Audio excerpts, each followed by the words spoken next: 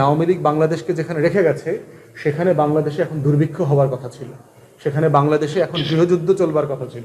আওয়ামী লীগের নেতারা পর্যন্ত বলেছে লক্ষ লক্ষ মানুষ নাকি খুন হবে, কেউ খুন হয়নি।